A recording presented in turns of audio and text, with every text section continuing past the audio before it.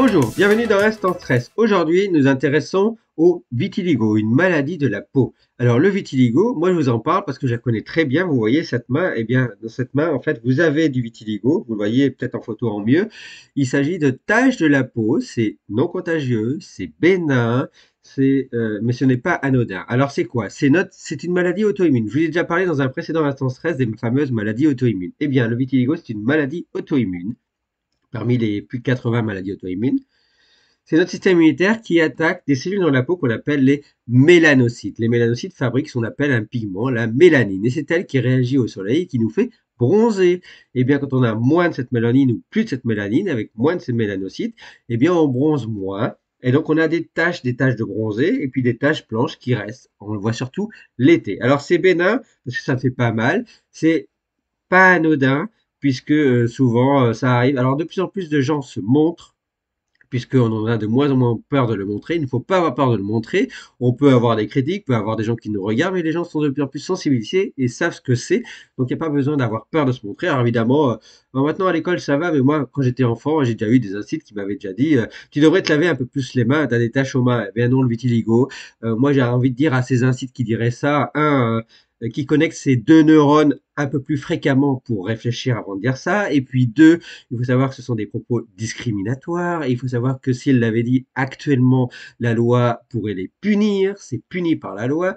Donc à l'époque, c'était pas puni. Maintenant, c'est puni par la loi, la discrimination. Donc voilà, le vitiligo, il faut pas avoir peur de le dire, de le montrer. Et s'il y a des gens qui font des critiques, de les rappeler et de les remettre à leur place et de les remettre à l'ordre et de leur rappeler la loi. Voilà, le vitiligo. C'est une maladie auto-immune, c'est bénin, mais c'est pas anodin et il faut pas avoir peur de se montrer, y compris dans ses relations sociales. Alors, dans le monde, c'est 1% du monde qui est concerné par le vitiligo. Il y a à peu près 70 millions de personnes dans le monde. En France, on est entre 600 000 et 1 million de personnes. Souvent, c'est comme si une maladie auto-immune, les maladies auto-immunes sont associées entre elles. On peut avoir des problèmes de thyroïde. C'est mon cas, par exemple. Des fois, je vous dis ce que j'ai. Ben oui, j'ai des problèmes de thyroïde. J'ai même perdu mes cheveux l'année dernière. Ça s'appelle une alopécie totale. C'est auto-immun et c'est associé au vitiligo. Le vitiligo peut faire perdre les cheveux. C'est pas toujours le cas. La thyroïde, on peut en avoir un problème. C'est pas toujours le cas. On peut avoir des problèmes de psoriasis. On peut avoir des diabètes de type 1. On peut avoir plein d'autres maladies auto-immunes. C'est pas toujours le cas. Parfois, on n'a que le vitiligo. Donc, vous voyez, c'est un peu mélangé entre eux au niveau des maladies auto-immunes. Les maladies auto-immunes, c'est 10% des cas des maladies auto-immunes. C'est lié à des cas génétiques, c'est une cause génétique héréditaire. Et puis, dans les 90% des cas, c'est des causes multifactorielles. On sait qu'il peut y avoir le stress, on sait même qu'il pourrait y avoir un effet microbiote, des études dessus, et on sait aussi qu'il pourrait y avoir un effet donc environnemental, pollution, et donc les maladies auto-immunes en général sont liées à des pollutions aussi, et liées à des problèmes génétiques, donc vous voyez, tout est associé.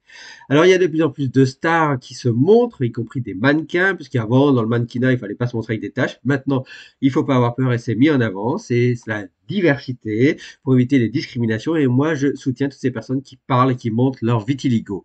Alors les traitements vitiligo, si vous en voyez qui sont écrits sur les marchés, qui vous disent des crèmes, des pilules contre le vitiligo, ce sont des charlatans, des arnaqueurs. Ça ne marche pas, c'est faux. Les compléments alimentaires qui vous diraient que ça ajoute sur les vitiligos, ça ne marche pas. Ce sont des charlatans, ce sont des arnaqueurs. Seuls les dermatologues et vos médecins peuvent vous prescrire certains médicaments qui peuvent freiner le vitiligo. Vous avez des crèmes, vous avez certains médicaments qui sont en train d'être développés. Vous avez aussi de la photothérapie, exposition à la lumière et même exposition au soleil. Peut-être une exposition 20 minutes au soleil permet de fabriquer un peu plus de vitamine D, une enzyme une hormone antioxydante qui freinerait le vitiligo. Donc vous voyez, il y a l'exposition au soleil, il y a certaines crèmes, la photothérapie, limiter son stress, avoir une alimentation équilibrée, tout ça joue. C'est très complexe, le vitiligo, souvent on le garde toute sa vie, on peut le freiner, mais il y a des moments de sa vie où il progresse un peu plus. Et puis si vous voulez en savoir un peu plus sur le vitiligo, il y a la journée mondiale qui est le 25 juin, et puis vous avez l'Association française du vitiligo, qui milite beaucoup pour le vitiligo et je vous invite à vous y rapprocher parce qu'elle a besoin de vos soutiens et de vos dons pour fonctionner. Voilà, en attendant la prochaine séance, vous en savez un peu plus sur le vitiligo. Merci à vous.